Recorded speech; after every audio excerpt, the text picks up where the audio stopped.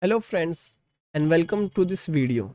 In this video, we will be diving into the fascinating world of image segmentation using UNETR. Image segmentation is a crucial task in computer vision, allowing us to identify and classify different objects within an image. UNETR or UNet Transformer is a specialized architecture for medical image segmentation. It uses a pure transformer as the encoder, focusing on learning sequence representation from the input. To capture global multi-scale information, the encoder connects directly to a decoder through skip connections, forming a unit-like structure and producing the ultimate semantic segmentation output. Throughout this tutorial, we will guide you step by step on how to train a UNET-R on your own multi-class image segmentation dataset.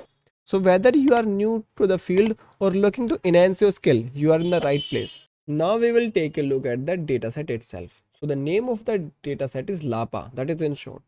And in long, it's basically Landmark Guided Face Parsing dataset.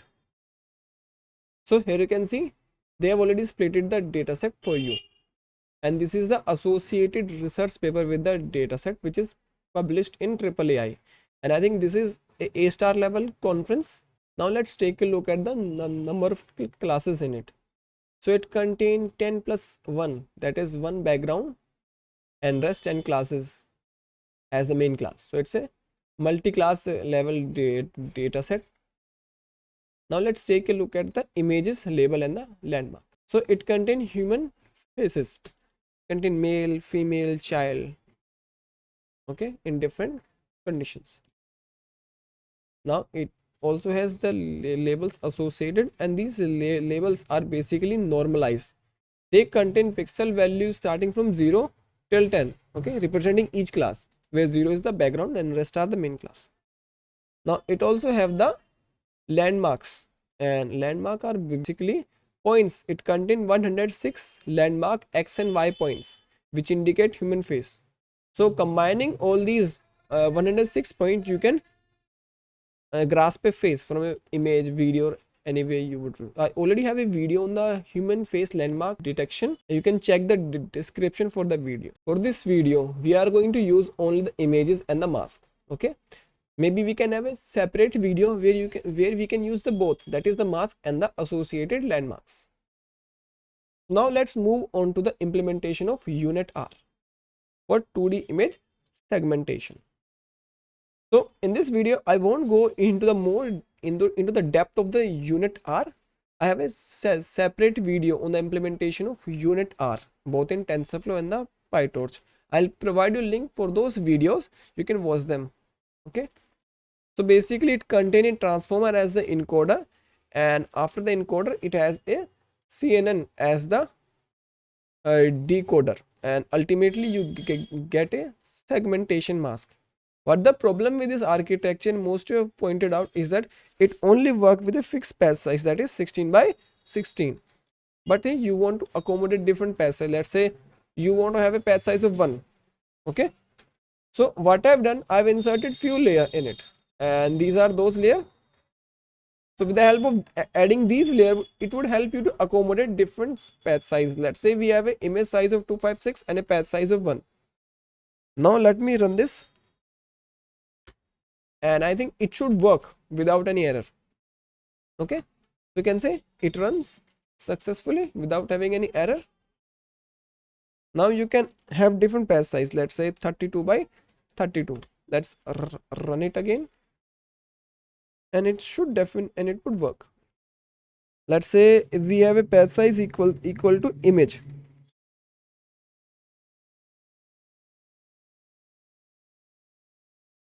you can see it's still working. So now you don't need to think about the different patch size. It can accommodate any given patch size. Okay, so this is about the UNET-R. Now we'll start with the training part. So first of all, we need to import all the libraries which we have, and here you can see we are using TensorFlow as our main library for the implementation. Next, we have the configuration for the UNET-R, like patch size, image size, etc, etc. So these are the given specification. Let's increase it to 11 because we have 10 plus 1 classes. One is background and the rest are the main classes which we have. Okay, so these are the configuration. You can change them accordingly. So I'm using a patch size of 16 by 16. You can change it accordingly. Okay, because now the UNETR can accommodate any given patch size. Okay, now we will have a function called create dir, and I hope you already have known what this would do because I'm using it in most of my videos. So it would take a path and it check if that path exists or not, and if that path does not exist, then it's going to create that path. Okay, it's just simple. This function used to create a folder if that does not exist. Okay, next we have a function which would help to load the data set, that is images and mask, for training, validation and testing. Okay, so this is kind of easy. Let me explain you. First line, that is train x. So x refers to images and y refer to mask. So for this we are going to use the globe function, and this globe function would take the path. So here we have os.path.join. We give the main path, that is the main path to the data set. Then we go to the train folder. Inside train we say images, and after that we say star.jpg. So in this globe function we provide a pattern that it basically means it can start with anything, but it should end with .jpg. So this means extract all the jpg images, and same goes with the mask, and the same way we extract rest of the images and mask. Okay, and if you see, after globe we add a sorted function to it. This means we're gonna sort all the names, okay, all the paths, so that we have both image and its corresponding mask at the same index. Okay, so this is how we load the data set. Now let us start with the main function. Okay, so first of all we are going to seed the environment to make sure it is reproducible. Next we have again some set of hyperparameters. Next we have some set of hyperparameters. Okay, so here we have some set of hyperparameters, and here we are using our create dir function to create a folder called files, and within this folder we are going to save our checkpoint. After that we have some RGB code and the classes name. Okay, here you can see the associated RGB code and the classes, and these things are given with the data set. Next we have our data set. So let me update the path. So the name of the data set is LaPa, and here we are extracting training, validation and testing images and masks. Let us now print their length. Let me run this.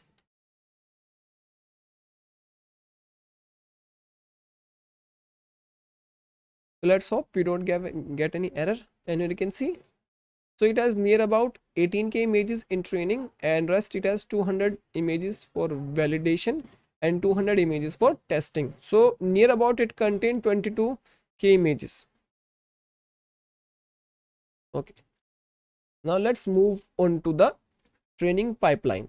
So now we're going to build our training pipeline. So first of all we need to read the images and convert them to patches. For that we're going to define a function which is going to take an image path, okay, and read the image. So first of all we need to decode the image path. Now our string is decoded. We're going to read the image using our OpenCV library as an RGB image. Next we're going to resize the image and normalize its pixel value in the range of 0 and 1 by dividing it with maximum pixel value. So initially here the range of pixels are in the range of 0 to 255. When we divide that with maximum pixel value, that is 255, it's going to convert all the image pixels into 0 and 1 in the range of 0 and 1. Next comes the processing of images to patches. So here we have patch size, that is the specification of each patch. That is, this is the patch height, patch width and the number of channel in the patches. Okay, next we are using a function from the patchify library.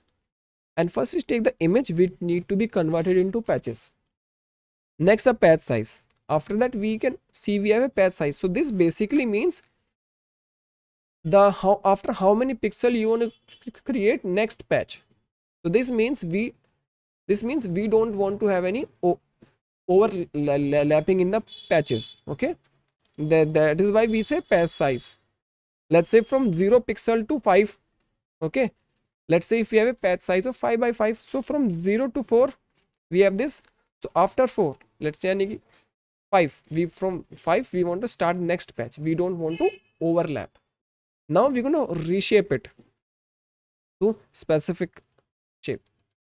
I think you should watch the UNETR implementation video. They have fully explained this process of converting an image to patch. Okay, and then we have the data type. We're going to convert it to float 32 and we get our patches. Next, we need to read the mask. So in the data set, the masks are already normalized, so we don't need to perform any extra step. So first of all, we're gonna decode and get our string. We're gonna read that image as a grayscale.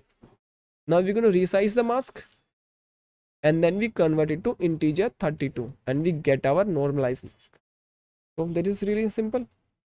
Next, we have one more function called tf underscore parse. And inside this function we again have one function called underscore parse, and this function take a image path and a mask path. And here we use our both read image and read mask function which we have implemented just now. And here we are using TensorFlow function to convert those normalized masks into one hot representation. Okay, and after that inside the tf parse function we use a function from TensorFlow called numpy function, because we are using OpenCV and numpy to read our images and masks, and you can't use any other function inside TensorFlow easily. So we have this function called tf.numpy function. We give the function we want to execute, its input and the return data type. Okay, I think there is a misconfiguration in this, so we'll check it during testing. Okay, if it goes any error. So the rule is that the output of read image is float 32, the output of read mask is float 32, and they both should match here. So we'll see during training. That is not an issue. We would get an error. Now the main function for our training pipeline. So here we have x and y. So here x and y refers to list of images mask, and that is y, and list of images, that is list of images and mask, don't get confused, and a batch size with a default value of 2. So this means if you don't provide any value to this batch, it would automatically have a batch size of 2. Now we are using tf.data API, and here we have a function called from tensor slice, and we give a tuple of x and y. After that we use map function, and we use our tf underscore parse function to read all the images and masks. Then we create batches and we prefetch them in advance while training. Okay, now our dataset pipeline is complete. Okay, see what I've done? I've copy pasted them here and they should be above. Okay, let me do it again, and I'm just like confused what happened. Okay, let me paste them above. They should not be here, it's my mistake. Let me correct that mistake. Okay, so now things are fine, and we're going to move on to our dataset pipeline. So we're going to use this tf underscore dataset function to create training and validation pipeline. Is done. Now we have our architecture, that is UNETR. We're going to compile it by providing it with the loss, that is categorical cross entropy, and that is what we use for multiclass segmentation. We use optimizer as SGD with a learning rate specified here, that is 0.1. Now we need to train our architecture. So before training we have some callbacks. So what these callbacks done, it executes some functionality while the model is training. So first of all we have model checkpoint. So what it does, it saves the weight file in a specific folder. Then we have reduce LR on plateau. So what it does, it checks your val loss. So if continuously your val loss does not decrease for 5 epoch, then it's going to decrease the learning rate by a factor of 0.1 and it won't go below 1e minus 7. Then we have CSV logger. So this function is used to save all your training loss and testing loss, or I mean validation loss, number of epoch, your learning rate in a CSV file. And at last we have early stopping. So this is a mechanism which stops your training, and the criteria is that it checks your val loss. If for a continuous of 20 epoch your val loss does not decrease, it's gonna stop the training. Okay, next we're gonna call our model.fit function. So what it does, it basically starts your training. Now let me run it and check for any error. Okay, I know from where this 0 is printing. It's printing from this UNETR. Maybe any one of you have also observed it. I'm printing this upscale value. Okay, so till now it does not have any error. So you can see the training is started. So it would take a minute or two, or I think 4. So let's now move on to the testing part. Let the model train and we'll start with the training. So first of all, again, we're going to import all the libraries which we require for this task. After that, we're going to have our model that is UNETR configuration. So we need same configuration. Okay, don't make any changes. Configuration for UNETR in both training and testing should remain same. Now we have some functions. So first of all, let's start with the main. So we're going to seed the environment. Next, we're going to create a folder called results, and in this we're going to save our image, ground truth, and the predicted mask. Next, we need to load our architecture, that is UNETR, and this is still in training, so I'm going to comment it out, and we're going to uncomment it when the at least one epoch is over, so that we have a wait file. Now we have RGB codes and RGB classes, and you know what they are. Now we need the test dataset. Okay, so I'm going to copy the dataset part here.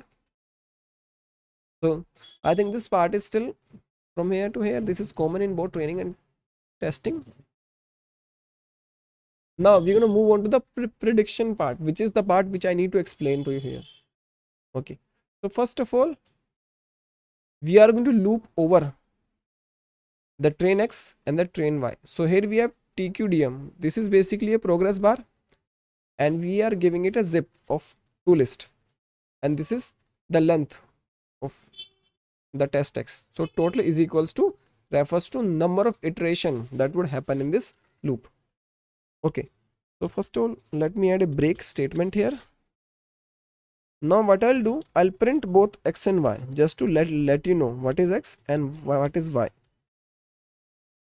because we need to save the mask, and to save the mask we need a specific name. So we want to make sure that the save result, the image which we want to save, the combined image should have the exact same name as the image and mask, so that in future we can easily compare them, or we know this is that image. So let me just let it finish for 4-5 seconds, and then we'll see. So just need to wait few more seconds and I'll stop it. Just one epoch is enough for the demonstration. You can do rest on your system, and you can improve the performance by increasing the number of epoch. You can apply data augmentation, you can increase the image size, you can play with the path size. There's a whole lot of parameter to play with. You can see it is saved.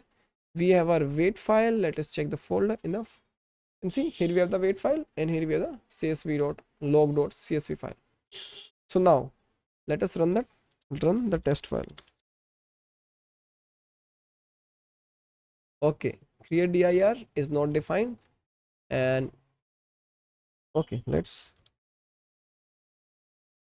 import it from train, because in train we have this function. Okay, so this is the path. Now what we need, okay, the path is different. Let me just simply, so you can see, okay, let us start from this only. So you can see This is also the path for the image, and the one I'm going to do now, what I'm going to do, I'm going to remove this, because in our folder we also have the data set, and this is also the path. The path can be different. What we need is this name, specifically the name. You can even, we don't even want the extension, so that we have more control. So what I'm going to do, I'm going to say name equals to x dot split. So I hope you have used this function. So here x is basically a string, and it is separated by the slashes. Okay, so what I'm going to do, I'm going to write slash here, and it will split it, and I'm going to print the name. Now it does not contain the name, but within few lines of code it would contain. Now you can see it has splitted. Now remember one thing, you all Windows guys need to remember, I am using an Ubuntu and it uses this kind of slash, but in Windows it is different. So please print your everything, any path which you are using in my code or in any, okay, in Python program especially, I don't know about other, but in Python just print any path, check it, and then save any image or read any image. Because I am using Ubuntu, the slash is different in both operating system, Ubuntu and Windows, and that is the reason for most of your error. You say the result is not saving, I can't read the image. So these all error are due to the slash. This is different. Okay, so just check it. So now in this list we have different item, and at the last it contain the name. Okay, so what we're gonna say, -1. So just observe this thing, whether this is the path or this is, the name would always remain in the last. So let me save this and run this code. Okay, so we get the name. Now again we split it on the base of this dot. See, dot, and we get again a list containing two items. First is the name and second is the extension. So I usually use this way, and I don't know what way you use. Maybe there's another way, you can share it with me. But this is the most preferred way I use, because I have just done it for hundred of time. So I know this part. So first step is extracting the name. Okay. Now our next step would be reading the image and mask. So I hope I have already explained you reading the image and mask part. I don't need to go into that depth. So first we're going to read the image as RGB. We're going to resize it. Okay, we're going to normalize it. Then we have patch shape, patchify, reshape, everything. Now till here everything is same, but after this we are, because just understand, computation in deep learning happen in batches. Here we have only one image, so we're going to create a batch size of one image. So this is that only. So let's say this image is some dimension. Okay, now what it does, it would do, it will create a batch size of one and some dimension which is same as above. Okay, so this would function like this. Now we're going to read the mask. This is easy. We're going to read it as grayscale image. We're going to resize it and convert it to integer 32. Okay, one more thing. Let us now uncomment this part, because now we need to load our architecture, because we're going to make predictions now.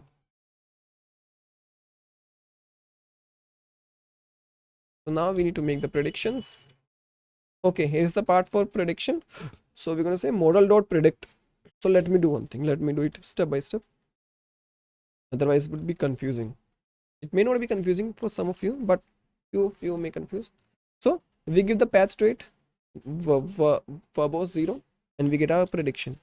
Now what I'm going to do, I'm going to print the shape of this prediction, because when you work with deep learning or TensorFlow or any deep learning task, shape is important. If shape is right, then it's going to work. Okay, you can see, because the image contain on, because the input batch contain only one image, the output batch would also contain one image. Height and width also same, and 11 is refers to the number of classes. Now what I'm going to say, extract that one image.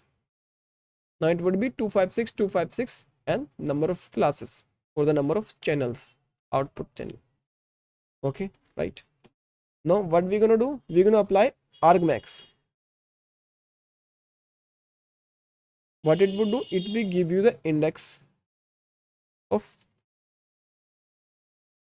maximum. Let's say, let me simply give an example. Okay, so these are the values it has four values: 0 0.1, 0 0.2, 0 0.1, 0.6. So maximum is 6. So index value of 0.6 is third. So it's going to give third as the output. Okay, same we're going to do here. Out of 11 classes, which one is having maximum probability would be that specific class for that specific pixel. Same. Now we're going to convert it to integer 32. Done. So this is our prediction. Now we're going to save our results. So the path would be results, name of the file, then extension is .png. Then we have a function called save results image mask prediction and the path it code. Now we need to move on to the implementation of few functions, and we're going to run this entire code. Okay, so first of all, we have a function called grayscale to RGB. You know, our mask is grayscale and it is a multi-class, so it's better to visualize it in RGB. You can better see things in RGB than compared to grayscale, and that is the standard for multi-class. Okay, we compare ground truth and prediction in RGB format, not in grayscale. So here we have the mask which is in RGB format and we give it the RGB code. Okay, so we have height and width of the mask. Then we say mask to integer 32. Now we have an empty list called output. What we do, first of all, we flatten out this mask. Okay, we flatten it and we iterate over it. So we have each individual pixel. Now if you remember, inside the mask all the values are basically classes. So what we do, we have a specific class and we have RGB code. If you remember RGB code, so let's say we have a background class, its index would be 0. So we give that index number to this RGB code list and we get the value for that specific, because at each specific index number we have a RGB code for specific class. Let's say this is 1. So let's say this is some part of your face, let's say ear, I don't know, but okay, it's skin. Okay, so let's say we have a class 1 refer to skin, we want it RGB code, so we're going to give 1 as the index and we get this RGB code. This is simple. Now we have the RGB codes give you the RGB code, and what we do, we're going to append it to the output. So now we get a flatten image, flatten RGB image. Okay, and then we're going to reshape this output and we get a RGB image. So we convert a normal a grayscale mask to RGB.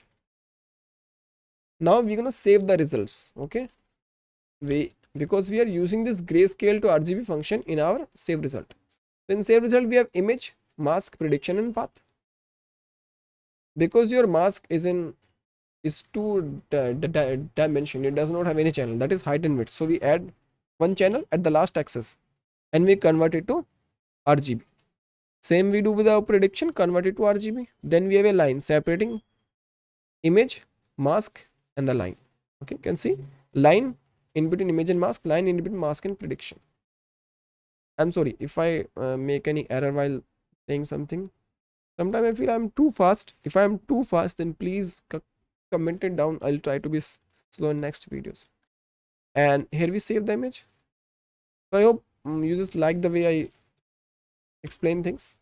Initially I used to write the entire code and I feel that that format would be lengthy and I also need to make a lot of effort. I'm not saying I don't make effort. Yeah, make some effort. Okay, you can see input image, ground truth and the prediction. You can see this model is only trained for one epoch, so don't assume it would give you better performance. So now what we'll do, we'll remove the break statement, this break line from here, and now we would have multiple images saved. Okay, you can see This is the progress bar which we have. For that we are using TQDM. Let's stop it and check few results. I know they all gonna be bad, but let's still see few sample. You can see within first epoch only it's able to give you 2 classes at least. You know that the code is working. All we need to do is train it more, because it's able to grasp basic things.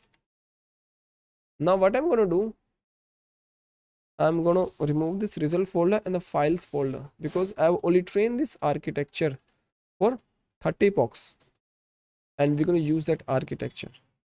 I hope it should work. Sometime it create an error. I don't know why, but in this it's not giving any error. Okay, now we have images saved in the result folder. Okay, you can see with 30 epochs it's able to successfully segment. One thing I don't like about this dataset is about human faces, but with ground truth it's only giving face for the main human. You can see 2 more faces. The model is trying to force itself to predict more, but this case are kind of not good for any data, because model is right. It says there's some face here, and on the right side also there's some face, but when you evaluate it, its score would be low. So that is a problem which we have. The same, this case is also same. Okay, but you can see how we are using UNETR for multiclass segmentation. And I hope you enjoyed this video and at least learn something from it, and maybe you can use this code in your some project, research paper or anything. So please like this video, share it with your friend, and do subscribe the channel and hit that bell icon. And if you have any question, comment or any query, then please comment it below, or you can maybe say I like the video. Any comment, just make sure you interact with me. I'll try to interact with you back if possible. Sometime I may not, okay, because see, I'm also busy with other things. This is just, I'm trying to build something here, because now I feel the channel is growing and I can do something with it. Otherwise I'm not regular with it. So again, thank you, have a nice day.